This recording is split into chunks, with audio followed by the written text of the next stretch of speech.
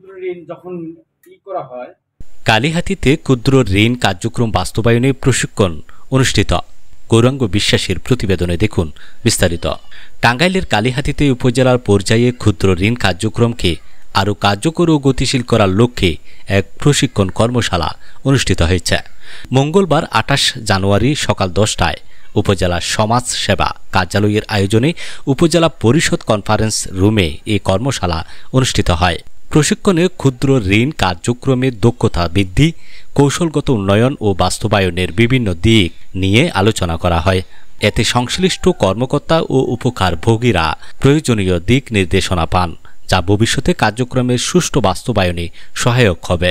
অনুষ্ঠানে প্রধান অতিথি হিসেবে উপস্থিত ছিলেন টাঙ্গাইল জেলা সমাজ সেবা কার্যালয়ের উপপরিচালক তৌহিদুল ইসলাম, উপজেলা সমাজ সেবা কর্মকর্তা শহীদুজ্জামান মাহমুদ এর পরিচালনায় এবং উপজেলা নির্বাহী কর্মকর্তা ইউএনও শাহাদাত হোসেন এর সভাপতিত্বে কর্মশালাটি অনুষ্ঠিত হয়।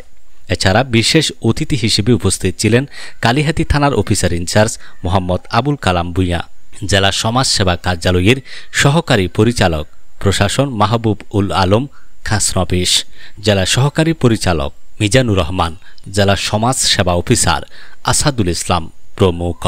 প্রশিক্ষণে অংশগ্রহণকারী ক্ষুদ্র ঋণ কার্যক্রমের গতিবৃদ্ধির জন্য প্রাসঙ্গিক কৌশল ও দিক নির্দেশনা নিয়ে উপকৃত হন। তারা আশা প্রকাশ করেন এই কার্যক্রমকে আরও বিস্তৃত করা হলে উপকারভোগীদের আত্মনির্ভরশীল হয়ে ওঠার সুযোগ আরও বাড়বে।